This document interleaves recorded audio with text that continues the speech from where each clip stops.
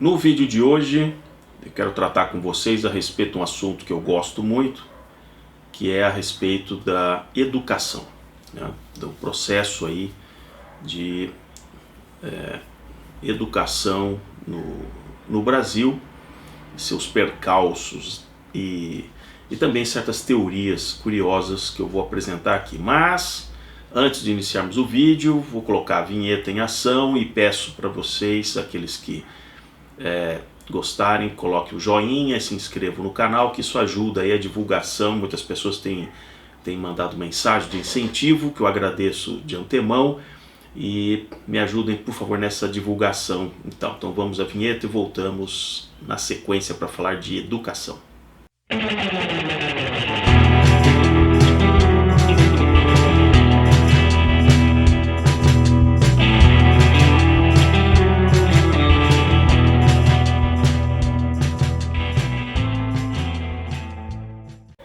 Pois bem, recentemente um jornal, que eu vou deixar o link, está aqui embaixo, publicou uma pesquisa que eles fizeram com relação às dificuldades dos alunos que prestam o Enem, né? o exame do ensino médio que gera pontos para o ingresso em várias universidades públicas, né? E algumas privadas também já aceitam as notas do Enem, né? Mas vejam a sutileza que está por trás da pesquisa, né? Existe a pesquisa, é utilizada uma metodologia conhecida, onde você avalia questões fáceis, médias e difíceis. Toda a prova, bem planejada, ela tem um balanceamento entre questões fáceis, médias e difíceis. Isso tem um nível ali de pontos, né? Que aquelas questões, quanto que elas valem, né? Questões mais difíceis valem mais pontos, né? Essa é uma maneira de você, numa prova muito concorrida, montar um histograma onde você avalie quais questões difíceis um certo grupo de alunos que estão prestando aquele exame conseguiram acertar. Por outro lado, errar questões fáceis penalizam, porque você não deveria errar questões fáceis, né? Então essa é uma metodologia bastante conhecida. Então vamos aqui primeiro à matéria. O título é: Inglês no Enem é obstáculo entre aluno de escola pública e a faculdade. Eu já comentei com vocês em outros vídeos que eu acho um tanto quanto curioso, quando já no título, na matéria, já tem uma ideia de convencimento que querem te fazer acreditar. Então essas manchetes não são absolutamente isentas, elas já têm inoculado para você já ficar no subliminar, dizer assim, bom, ele vai chegar em que isso aqui é um obstáculo. Então a conclusão já está posta na manchete. É um viés muito comum que a gente vê na imprensa atualmente, né? E aí o subtítulo é: Análise estatística mostra que a matéria, que é o inglês, né, é a que mais prejudica estudantes na rede estatal, que é a rede pública. Interessante, interessante. Então, entrando aqui só na introdução aqui da matéria, né? Então, assim, estudantes de escolas públicas têm desempenho médio abaixo dos participantes das escolas particulares no Enem. Até aí, não é? Certo? Sem novidade, né? Apesar de todo aquele dinheiro, desde a Constituição de 88, descarregado no ensino público. Isso é uma questão que ainda vale um vídeo específico, porque o percentual em relação ao PIB só aumentou, e ainda hoje, se você for fazer uma entrevista com um educador aí da rede pública, ou desses que mexem com NGs, não, precisamos de mais dinheiro. Precisamos de mais dinheiro. Mas, assim, é uma situação interessante, porque à medida que o percentual em relação ao PIB aumentou, nós deveríamos, nas avaliações dos rankings internacionais, ter melhorado, porque o dinheiro aumentou. Não, como explica que, na verdade, nesses 30 anos, nós pioramos? Então tem algo errado. Será que é muito Paulo Freire na história? É uma reflexão que eu estou fazendo, é uma reflexão, né? Então, assim, a análise feita aqui pelo jornal pega as questões do Enem de 2010 a 2019, avaliando um conjunto de 900 mil alunos, né, que prestaram a prova. É uma amostra de 900 mil alunos. E se separou alunos ali que estão numa faixa de média de pontos, que vão ali de 450 pontos a 600 pontos, considerando que as maiores notas estão ali na faixa de 800 pontos, é o top de nota. Então a gente está pegando pessoas que estão ali numa posição que não é ruim, né, entre 450 a 600 pontos, apesar de que os cursos mais concorridos com certeza estão mais próximos de 800 do que de 600, né? Bom, antes de eu entrar propriamente na crítica da metodologia, daquilo que é apresentado aqui como tese, né, porque, veja, tudo tem, você desenvolve uma tese, aí da tese você vai testar uma hipótese, essa hipótese pode ser validada ou não validada, dependendo da situação. Você fala, olha, eu vou ter que reavaliar minha tese simplesmente empiricamente ela não é comprovada. Então, vou mostrar aqui para vocês uma coisa interessante. Quando ingressei no curso de Engenharia Naval na Universidade de São Paulo, os veteranos, né, aqueles que já estavam ali cursando, logo nos primeiros dias, pegaram ali nós calouros ali e disseram, olha, é importante você comprar um material que você vai usar aí em várias disciplinas específicas da engenharia naval. Só que temos uma situação que é o seguinte, não existem livros publicados no Brasil para essas disciplinas, não existe isso. Então nos foi apresentado a imprensa da Marinha, que reproduzia livros já com uma certa época, como esse aqui, por exemplo, Fundamentals of Ship Resistance and Propulsion, que analisa as questões da relação entre a resistência que um casco de um navio autopropelido consegue vencer, ele tem que vencer aquela resistência daquela massa de água que ele está tentando romper, versus a propulsão, né? Então esse é um livro de escolas holandesas, da Holanda, e que foi simplesmente reproduzido para o curso. Veja, aqui, para minha surpresa naquele momento, totalmente em inglês. Então já foi um choque para mim perceber que todo aquele material básico seria totalmente em inglês. Cada livro na bibliografia de uma disciplina, normalmente quando você ia para a biblioteca muito bem suprida por livros, num acordo com a Marinha do Brasil, que a Universidade de São Paulo tem desde os anos 50, só que esses livros todos em inglês. Com algumas raras exceções, como por exemplo esse aqui, que é Fundamentos de Teoria da Arquitetura Naval. É um livro que foi transcrito para o português em 1962 pelos professores ali da Escola Politécnica, um professor ainda na missão de professores convidados, o George Manning, que era da Massachusetts Institute of Technology, e o professor Yaperi Tupiaçu, que era um engenheiro naval e era um capitão de fragata, né? Então nós usávamos esse livro aqui de 1962, porque os fundamentos felizmente não mudaram, né, na engenharia. Mas esses eram coisas mais raras, né? Livros assim traduzidos, por exemplo, para mostrar aqui, né, o The Propeller, aqui, né, mostrando os efeitos do O-hélice, né? É onde eu vou falar sobre um vídeo sobre por que O-hélice, né? E voltando aqui à matéria do jornal. Então, eles atestam aqui que esse viés onde os alunos do ensino público têm dificuldade na prova de inglês não acontece em outras disciplinas, como no caso aqui ele apresenta a matemática, né? Então a matemática, para os alunos que ficaram dentro dessa faixa de 450 a 600, eles estão mais ou menos equiparados ali, não tem uma dispersão tão grande quanto eles veem no inglês. Bom, e aí, aí que vem o ponto que eu quero colocar com vocês, fazendo depois, inclusive, uma ligação sobre minha experiência com relação ao inglês na universidade. Depois de identificar que essa era a prova onde tinha o maior número de dispersões, de erros dos alunos do ensino estatal, né, das escolas públicas, o jornal fez a seguinte experiência: vamos retirar a prova de inglês da prova. Vamos imaginar que não tem inglês. Bom, você retirou a nota de inglês de todo mundo.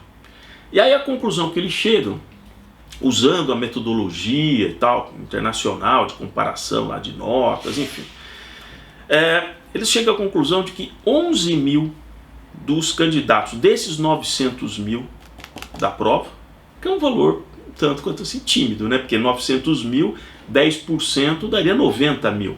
Mas eles se fixam assim, não, 11 mil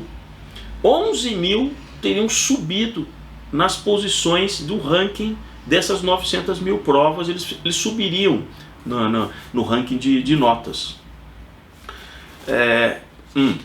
Tá certo, tá certo. E aí começa, né, tem essa pesquisa e aí começa aonde eles querem chegar, né? Porque a matéria, o pano de fundo é a pesquisa, mas tem uma ideia subliminar por trás de tudo isso. Que, por exemplo, o baixo aprendizado do inglês nas escolas públicas reflete, segundo especialistas, aí sempre aparece o especialista, o trick do especialista, a precariedade do ensino da língua na rede pública. E traz um dilema. Por um lado, o inglês tem sido critério de seleção para diferentes categorias de emprego. Por isso, a presença desse exame sinaliza a importância desse conhecimento. Por outro lado, a exigência dessa disciplina começa a ser vista como grande entrave para a ascensão da população mais pobre, aí já encaixou o mais pobre, né? Mesmo que bem preparada aos postos de trabalho e do ensino superior, da deficiência na língua. Aí cita aqui uma rede de lojas que, por exemplo, no processo recente de admissão para o grupo de trainees, por exemplo, esse grupo de lojas ele não cobrou inglês em sua seleção exclusiva para os trainees negros finalizado nesse ano. Qual que é a minha opinião a respeito disso, comparado com a minha experiência com relação a isso? Isso aqui é um grande malefício que estão fazendo com essas pessoas. Porque ao tirar essa questão do inglês, as pessoas vão ter a sensação de que não era tão necessário assim. Lá na frente, elas vão se debater com questões que elas não conseguem resolver, que elas vão ficar atrás do que outros conseguem porque têm a proficiência em inglês. Então o fato de tirar no ingresso com um concurso para um trainee, simplesmente você aliviar essa questão do inglês, você não está melhorando a vida da pessoa, você está piorando. Porque ela vai ficar mais velha, vai ter menos condições no futuro de ter um curso, por exemplo, que ela faça por conta própria, porque ela assume outras responsabilidades, outras despesas, ela se casa, enfim, ela tem outras questões. Então, você só vai dificultando para a pessoa a melhoria profissional, o valor que esse profissional tem no mercado de trabalho. Então, é interessante aqui que, aí considerando os especialistas consultados, ele diz assim, o inglês é uma língua que depende muito da oportunidade. Ué, mas como assim? Depende muito da oportunidade? Ora, tem que se considerar que com todo o material didático, são milhões de livros produzidos, o MEC entrega isso para os governos do estado, para as prefeituras. Aí ele tem que dizer, não, mas é que falta capacitação dos professores. Mas então vocês estão fazendo o que com o dinheiro? Vocês estão fazendo o que com o dinheiro? Quer dizer, então, e aí a solução que eles advogam aqui no fim da matéria é que, olha, talvez seja melhor para simplesmente tirar a prova de inglês do Enem. Porque aí vem a falácia. Porque eles dizem assim, olha, se nós tirarmos a prova de inglês, uma parcela desses alunos que têm um desempenho médio, eles vão subir na nota. Coisa que eu questiono. Porque ao eliminar a prova de inglês, Os outros participantes, todos eles vão também saber que a prova de inglês não vai existir mais. Então o foco daquelas pessoas que foram melhores do que essas pessoas da escola pública, ela vai se concentrar agora num conjunto menor de disciplinas. E muito provavelmente nessas outras disciplinas, que para elas não eram tão importantes, porque no inglês ele sabia que ia ter um desempenho muito bom, agora ele vai focar nessas outras disciplinas e com certeza deve ter um desempenho melhor. É uma questão para se ver, mas não dá para se afirmar que tirando o inglês o ranking dessas pessoas melhora. Isso aqui é um sofisma. Na teoria dos jogos a gente aprende que em todo momento, nas ações de todos os agentes, você está olhando o tabuleiro. Você percebe os movimentos que os outros estão fazendo e você passa a tomar as decisões com base nas informações que você tem. Então, o regulamento de um concurso como esse, né, de uma prova como essa, como o Enem, ele é público. Todas as pessoas sabem quais são as regras, sabem quais são as matérias, sabem quais são as disciplinas que são focadas. Então, não é plausível que simplesmente, só porque você tirou inglês, as outras pessoas que iam muito bem em inglês vão ficar estáticos, dizendo assim, opa, agora eu não preciso estudar mais nada porque simplesmente tiraram inglês. Não, elas vão concentrar parte do tempo que elas estudaram inglês para as outras disciplinas. Então isso é simplesmente uma abstração que estão fazendo aqui. E aí tem dados no final que aquilo que de fato vai ao encontro do porquê que as coisas vão tão mal no Brasil. Por exemplo, numa pesquisa que ele cita aqui, o British Council de 2013, indica que apenas 5% da população de 16 anos diz que tem algum conhecimento da língua de inglês. E o percentual chega a 10% entre os jovens de 18 a 24 anos. E aí, finalmente, tem uma outra especialista aqui, mais para o final, dessas ONGs, que diz assim, o inglês é um marcador social. Ela quer dizer com isso que o inglês faz uma diferença entre estratos sociais. Aí eu diria aqui para especialista aqui, né, em educação, então, tudo é marcador social, minha filha, tudo é marcador social. Né? Na minha experiência, por exemplo, mesmo estando ali num concurso muito concorrido, de pessoas ali que atingiram níveis ali num vestibular extremamente competitivo, o que eu percebi é o seguinte, aquelas pessoas, por exemplo, no seu período de férias e tal, elas tinham atividades muito além da escola. Então a escola pode te dar uma instrução formal, né, alguma formação, mas não educação. Então muitas daquelas pessoas já estavam sendo preparadas para substituir como herdeiros em empresas, ou já estavam trabalhando como estagiários em locais importantes, que por relacionamentos de família isso era conseguido, e muitas vezes isso era feito mais intensamente, de uma maneira integral, no período das férias. Então tudo é marcador social. Se eu achasse que simplesmente pela minha nota, pelo meu desempenho acadêmico, eu estaria garantido no emprego futuro, que as portas estariam abertas, não, você pode incentivar políticas inclusivas, como política de cotas e tal, mas isso não resolve a questão, né? As questões de relação de trabalho, de oportunidade, principalmente para profissões mais especializadas, elas não são tão simples assim. Ninguém contrata alguém que será admitido para trabalhar numa empresa familiar se você não tiver um histórico também que as pessoas avaliem qual é a sua origem. Isso é fato. Infelizmente é fato, né? A menos que você depois saia e faça um concurso público, aí onde o seu mérito vai ser medido de forma, de novo, pelo seu desempenho ali naquela prova. Aí sim.